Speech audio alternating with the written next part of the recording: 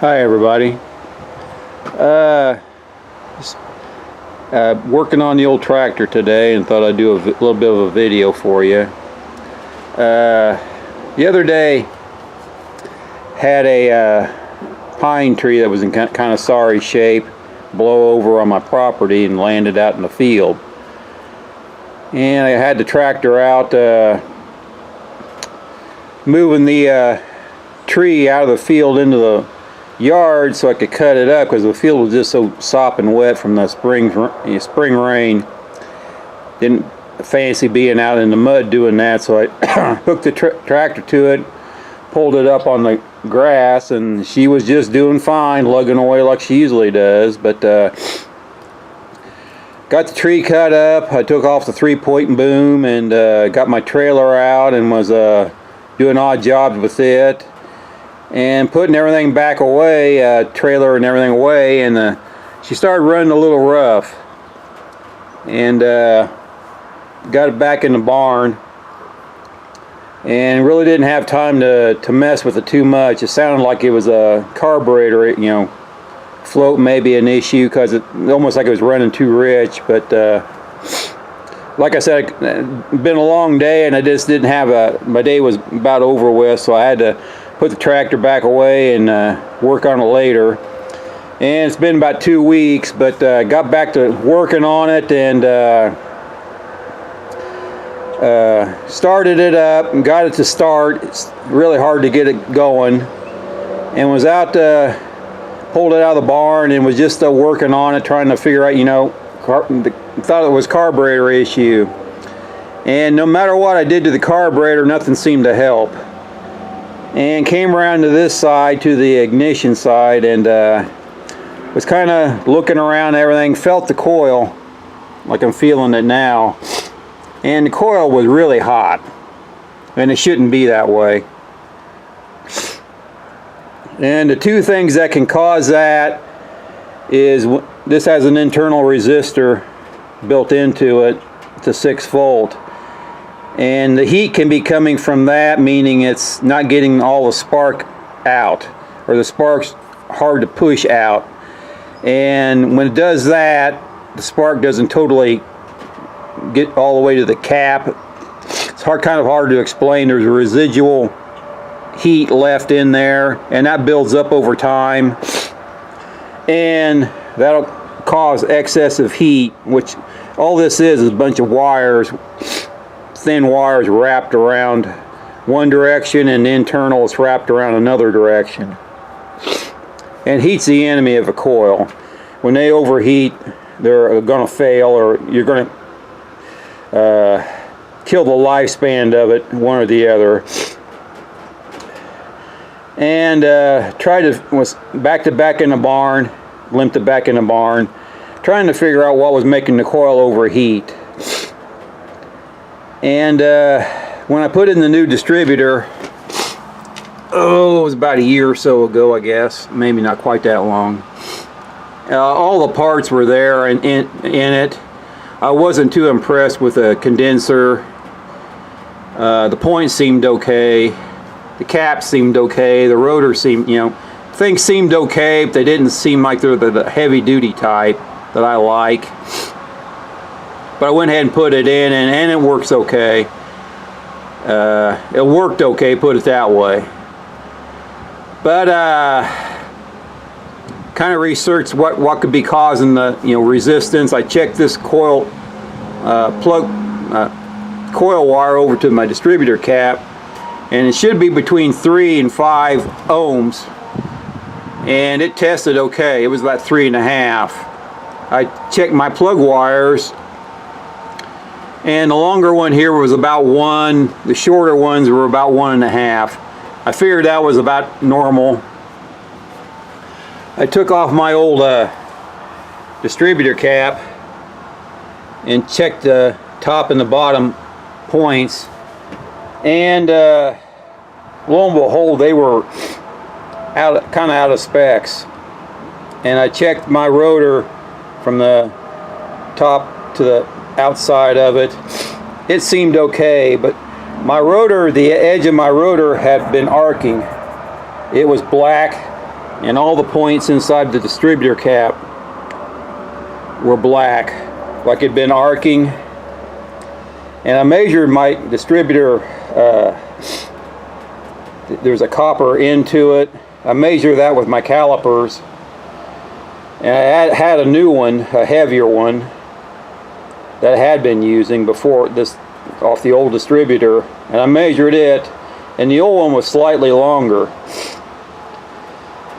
So I don't know if the rotor being shorter caused arcing, which caused the build up of carbon and cause resistance. I don't know. But I just went to the parts store this morning. I got a new heavier distributor cap. I got a heavier rotor. I bought a new condenser because the old condenser just had the thin wire. It's what I call a $1.98 condenser. I mean, it's not cheapo, it works, but I like the heavier duty stuff because you have a lot less problems with them, and they're a lot less likely to fail. And I had to get a new coil, but of course I figured the lifespan of the old one was shot. Put all that on there, and she started right up. She seems to just run fine now.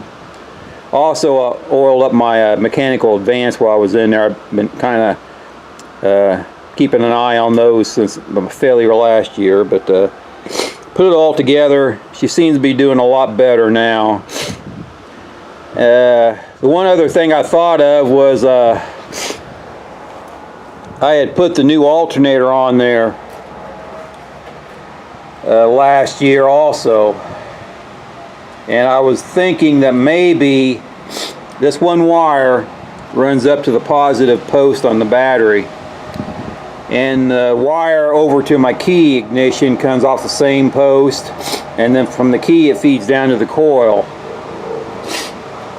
And I was thinking maybe the voltage regulator in this is failing on the high side, which means it's putting out more than like 14.4. It could be putting out, let's say 15 or so. The battery should act like a little bit of a damper voltage regulator also, to kind of take the surges out of that, but only so much.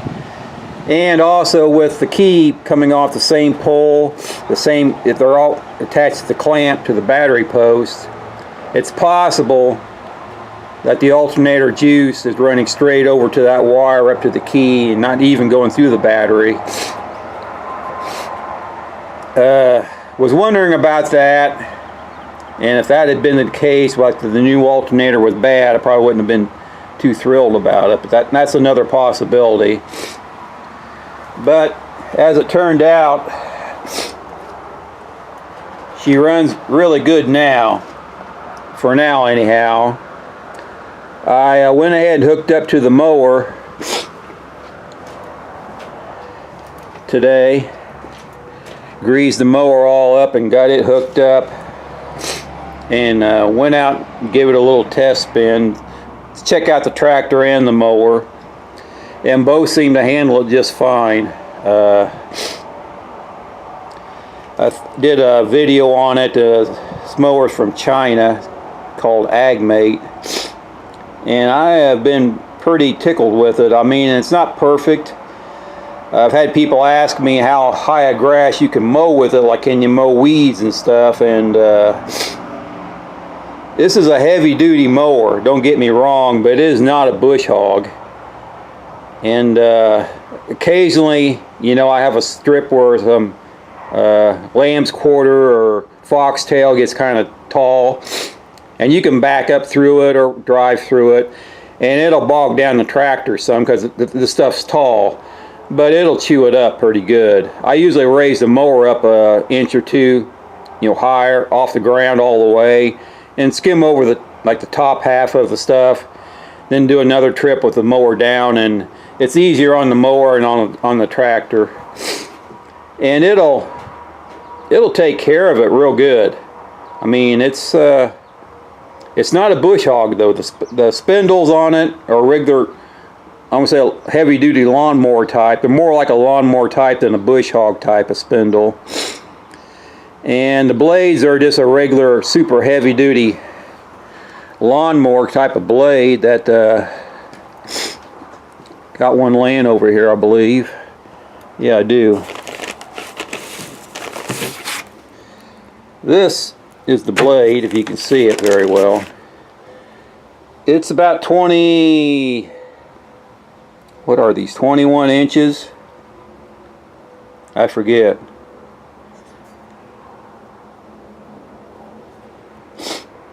I forget what they are, 22 inches, something like that. They are heavy, they are thick. And they do a good job. I can sharpen them and have a little grinder. I take them off and sharpen them up. Nothing to it.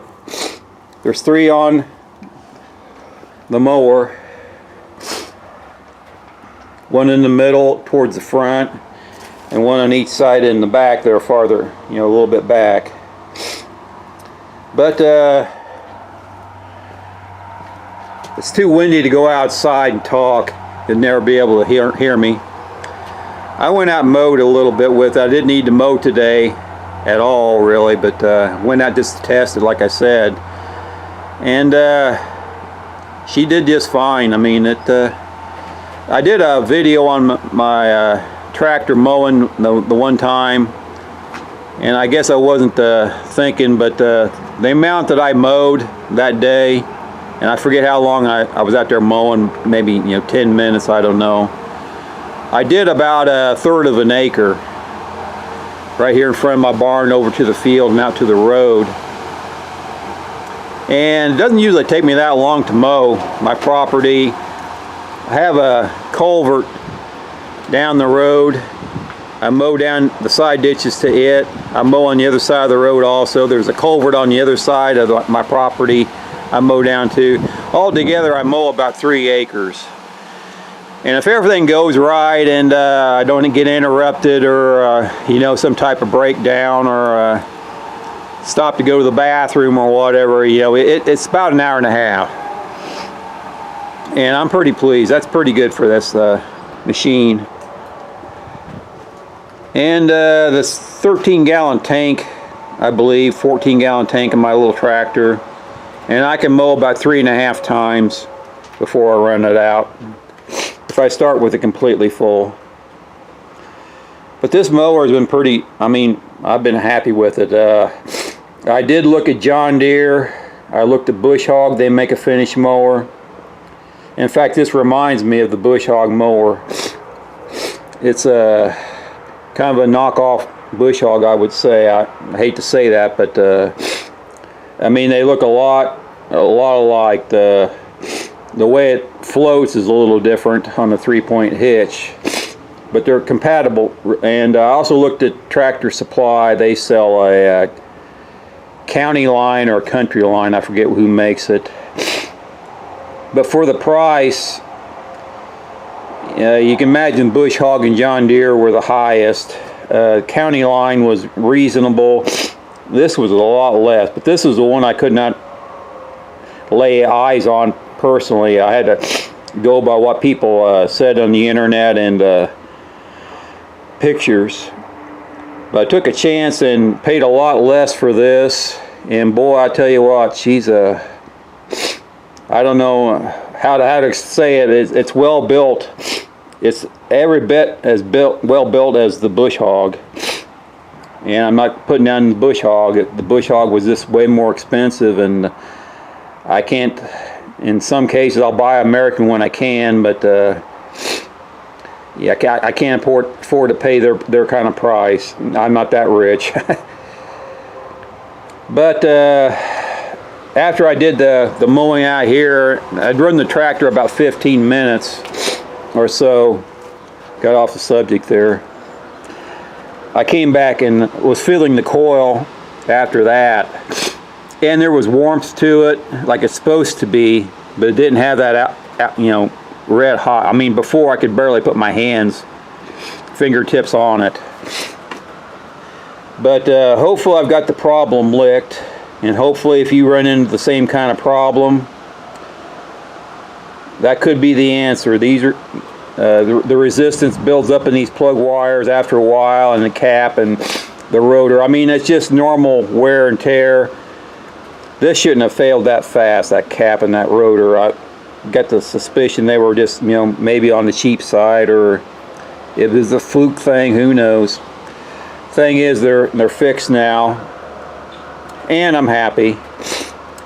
And when you're happy, you're having a good day. But you folks have a good day too. Hope everything goes well. Hope this video can be of use to somebody. Take care.